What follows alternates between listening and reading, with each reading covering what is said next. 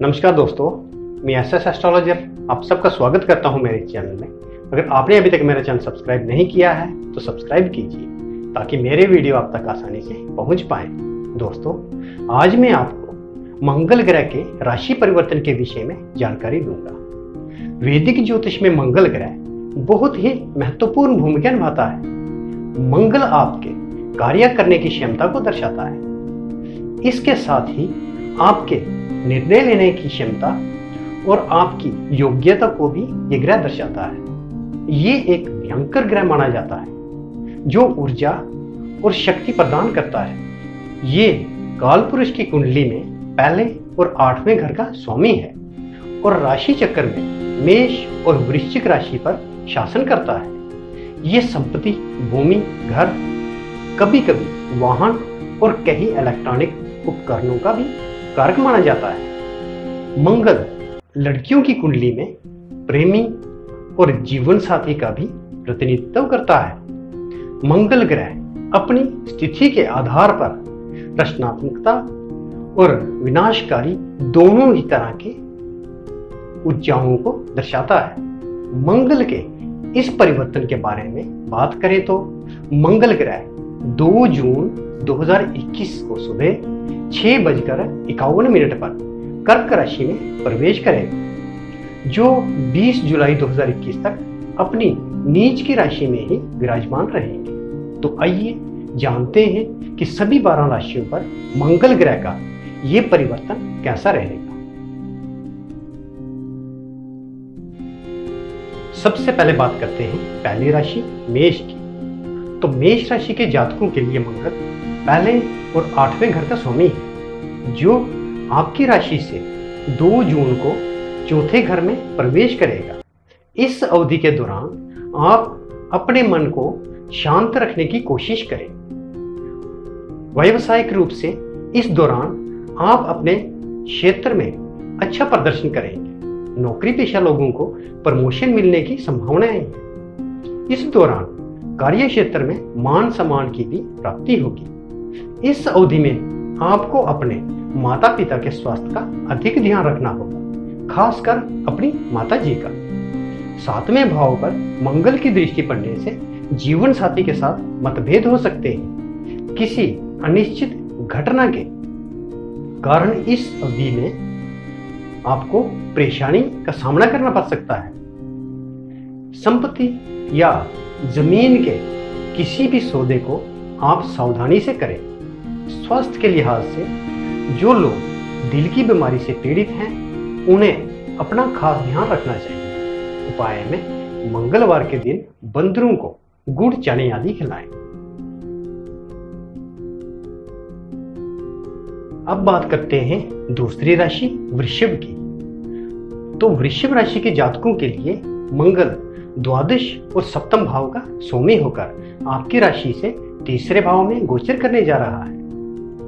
इस अवधि में आप अपने छोटे भाई बहनों से बहस कर सकते हैं। इसके साथ ही आपके छोटे भाई बहनों को स्वास्थ्य को लेकर कुछ परेशानियों का सामना भी करना पड़ सकता है।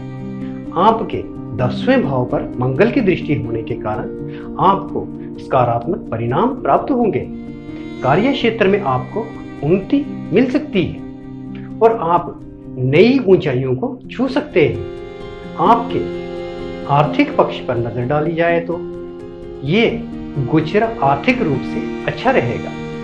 कारोबारियों को उनके प्रयासों का अच्छा फल मिलेगा। हालांकि मंगल आपके द्वादश भाव का स्वामी होने के कारण आपके खर्चों में वृद्धि हो सकती है। इस अवधि में आपको ब्लड से संबंधित परेशानी आ सकती है, जैसे बीपी का हाई होना या बीपी लो होना। इस तरह की स्वास्थ्य संबंधी आपको परेशानियां आ सकती हैं। उपाय में मंगलवार के दिन लाल वस्तु जैसे अनार, मसूर की दाल या जलेबी आदि किसी अंगहीन को दान करें। अब बात करते हैं तीसरी राशि मिथुन की। तो मिथुन राशि के जातकों के लिए मंगल 6 और 11वें भाव का स्वामी होकर आपकी राशि से दूसरे भाव में प्रवेश करेगा। इस दौरान आप अपने कार्यों या शब्दों से किसी को चोट पहुंचा सकते हैं। इसलिए अपनी वाणी को कंट्रोल में रखें। आर्थिक रूप से अनावश्यक खर्चों के कारण धन की कुछ कमी हो सकती है। आपको अपने ससुराल पक्ष से धन और संपत्ति के मामलों में अचानक लाभ मिलने की संभावना है। आपको इस अवधि के दौरान धन उधार देने और लेने से बचना होगा। नौकरी पेशा लोगों को प्रमोशन मिलने की संभावना भी कम है, जिसकी वजह से आप परेशान हो सकते हैं। इस अवधि में अपने स्वास्थ्य का ध्यान रखें और वाहन चलाते समय सावधानी बरतें। उपाय में मंगलवार साएं हनुमान जी को बदाना चढ़ाएं। अब बात करते हैं चौथी राशि कर्क की। तो कर्क राशि के जातकों के लिए मंगल 5वें और 10वें भाव का स्वामी होकर आपकी राशि में ही विराजमान हो रहा है। इस गोचर के दौरान आप कुछ कारणों से तनावग्रस्त रह सकते हैं और अपने आवेशपूर्ण स्वभाव के कारण आप अधिक आक्रामक हो सकते हैं। इस अवधि में अपने गुस्से पर आपको काबू रखना होगा। पेशेवर रूप से ये गोचर आपके लिए धन के साथ साथ व्यावसायिक वृद्धि के लिए भी अनुकूल रहेगा। आर्थिक रूप से ये अवधि आपके लिए एवरेज ही होगी, क्योंकि धन आपके पास आएगा लेकिन धीमी गति से निकल जाएगा। 7वें भाव पर दृष्टि पड़ने के कारण दाम्पत्य जीवन में कुछ गलतफहमियां पैदा हो सकती हैं। स्वास्थ्य जीवन को लेकर सतर्क रहें। वाहन चलाते समय दुर्घटना की संभावना भी बन रही है, इसलिए सावधानी पूर्वक वाहन चलाएं।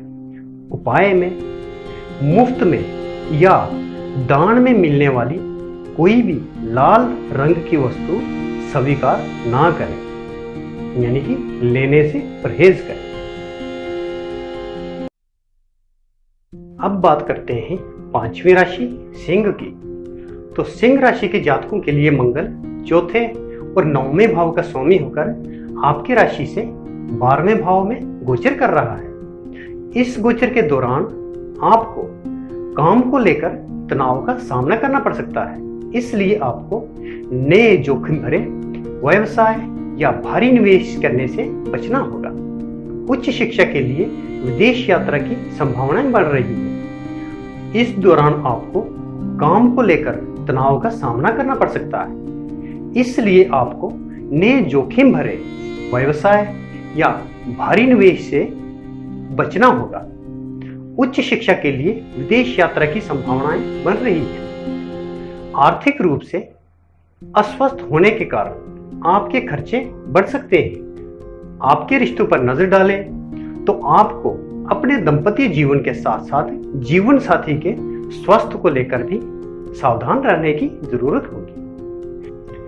इस दौरान आपको अपनी कड़ी मेहनत और प्रयासों के बावजूद अपने कार्यस्थल पर अपने वरिष्ठों या सहकर्मियों से कोई सहयोग या समर्थन थोड़ा कम मिलेगा। स्वस्थ जीवन पर नजर डालें तो आपको अनिद्रा या पेट की समस्या हो सकती है। उपाय में मंगलवार के दिन लाल वस्तु का दान करें या लाल वस्तु लेकर आप जल प्रवाह भी कर सकते हैं। अब बढ़ते हैं छठी राशि कन्या की ओर। तो आपकी कुंडली में मंगल तीसरे और 8वें भाव का स्वामी होकर आपकी राशि से 11वें भाव यानी लाभ स्थान में प्रवेश करेगा। इस अवधि में आपको कुछ नकारात्मक प्रभावों का सामना भी करना पड़ सकता है। इस समय अपने राज को राज ही रहने दें, किसी को अपना राजदार ना बनाएं, आपके लिए बेहतर रहेगा। आर्थिक रूप से इस समय आप अपने खर्चों के साथ साथ सेविंग में वृद्धि भी देख सकते हैं। नौकरी पेशा से जुड़े लोग अपने कार्य में संतुलन बनाकर रखें। इस राशि के कारोबारियों के लिए ये गोचर अनुकूल रहेगा। अपने जीवन साथी के प्रति वफादार रहें। इस दौरान आपको अपने स्वास्थ्य का भी ध्यान रखने की जरूरत होगी। उपाय में मंगलवार के दिन बंदरों को गुड़ चने आदि खिलाएं। अब बात करते हैं 7वीं राशि तुला की। तो आपके लिए मंगल दूसरे और 7वें भाव का स्वामी होकर आपकी राशि से 10वें भाव में गोचर कर रहा है। इस अवधि के दौरान आप काम के प्रति केंद्रित रहेंगे और नौकरी या व्यवसाय में अपना सर्वश्रेष्ठ देने की कोशिश करेंगे। आप भाग्य के सहारे ना बैठे। इस दौरान कार्य क्षेत्र में आपको दबाव और तनाव का सामना करना पड़ सकता है। मंगल नीच होने के कारण आपको कैरियर या बिजनेस में किसी प्रतिकूल स्थिति का सामना करना पड़ सकता है। अपने खर्चों पर इस समय नजर बनाए रखें और सोच समझकर ही खर्च करें। विवाहित जातकों को रिश्तों को मजबूत रखने के लिए गलतफहमी को अपने दिल में ना जगने दें। आपका स्वस्थ जीवन पहले से बेहतर रहेगा। उपाय में मंगलवार के दिन गेहूं का दान करें।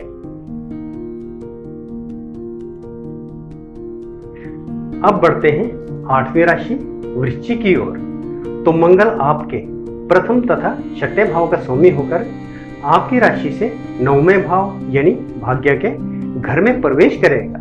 इसलिए कुछ समय से अष्टम मंगल के कारण आप जिन चिंताओं और स्वास्थ्य संबंधी परेशानियों से जूझ रहे थे, इस समय उनसे आपको राहत मिल सकती है। हालांकि अष्टम मंगल के समय किए गए प्रयासों का फल आपको धीमी ही गति से मिलने के आसार है, क्योंकि भाग्य के घर में नीच मंगल का प्रभाव आपके भाग्य को बाधित कर सकता है। ये समय बिल्कुल भी भाग्य के भरोसे बैठने का नहीं है।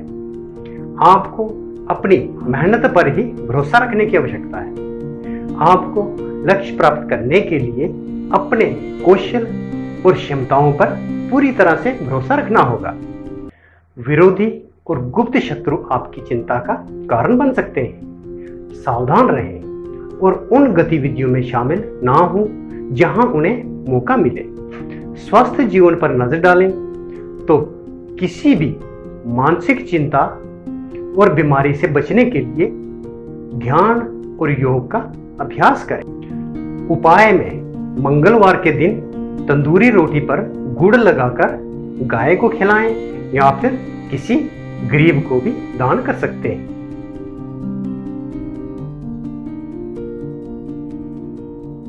अब बात करते हैं 9वीं राशि धनु की। तो मंगल ग्रह आपके 12वें तथा 5वें भाव का स्वामी होकर आपकी राशि से 8वें भाव में प्रवेश कर रहा है। 8वें भाव में मंगल कभी कभी वाहन दुर्घटना के योग भी बना सकता है।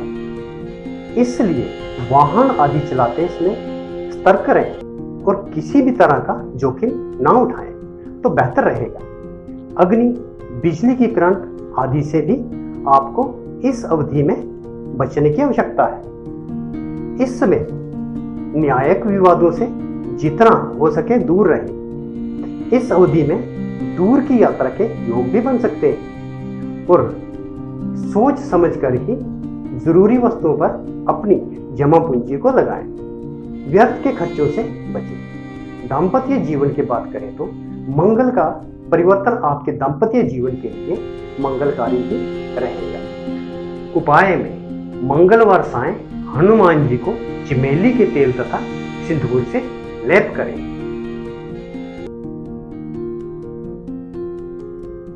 अब बात करते हैं 10वीं राशि मकर की।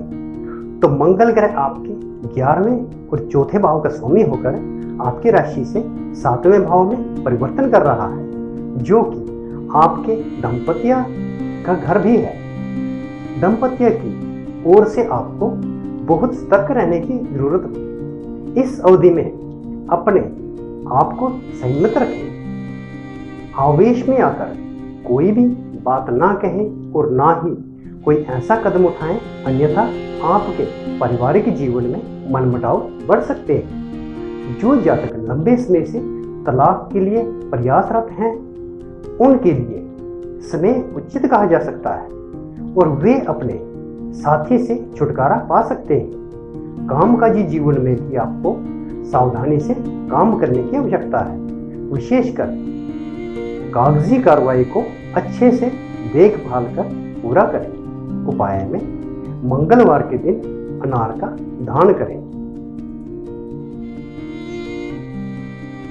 अब बात करते हैं 11वीं राशि कुंभ की। तो मंगल ग्रह आपके 10वें और तीसरे भाव के स्वामी होकर आपकी राशि से 6ठे भाव में परिवर्तन करेंगे। 6ठे भाव में मंगल आपके रोग और शत्रु का विचरण करेंगे। ये इसमें आपके लिए शत्रु और रोग बढ़ाने वाला रहने के आसार हैं। किसी पुराने रोग तथा शत्रु के प्रति आपको सावधान रहने की आवश्यकता है। इस समय अवधि में ये आपको परेशान कर सकते हैं। आर्थिक रूप से अनावश्यक खर्चों से बचने की कोशिश करें और अधिक से अधिक धन की बचत करें। इस दौरान आपका दाम्पत्य जीवन थोड़ा तनावपूर्ण हो सकता है। आपको कुछ मामूली स्वास्थ्य संबंधी समस्याएं या समस्याओं का सामना करना पड़ सकता है। इसके निवारण हेतु ध्यान तथा योग का सहारा ले सकते हैं। उपाय में मंगलवार के दिन गुड़ का दान करें। अब बात करते हैं आखिरी राशि मीन की। तो मीन राशि के जातकों के लिए मंगल ग्रह 9वें तथा दूसरे भाव का स्वामी होकर आपकी राशि से 5वें भाव में गोचर करेगा। इस गोचर के दौरान आपको अपने बच्चों की देखभाल करनी होगी। आपके बच्चों को पढ़ाई पर ध्यान केंद्रित करने में कुछ कठिनाइयों का सामना करना पड़ सकता है और वे बुरी संगति में भी पड़ सकते हैं। यही कारण है कि इस दौरान संतान पक्ष पर विशेष ध्यान देना होगा। प्रेमी युगलों के लिए ये समय दूरी पैदा कर सकता है। गलतफहमियों का शिकार ना बने और ना ही किसी को अपने बीच गलतफहमी पैदा करने का मौका दें। अपने और पराये की परख आपको इसमें हो सकती है। स्वास्थ्य पर नजर डालें तो पेट से जुड़ी कोई छोटी सी परेशानी आपको हो सकती है। उपाय में हनुमान जी की पूजा करें और उन्हें सिंदूर चढ़ाएं। तो दोस्तों, आज की वीडियो में इतना ही। वीडियो देखने के लिए धन्यवाद। मिलते हैं अगली वीडियो में। तब तक के लिए नमस्कार।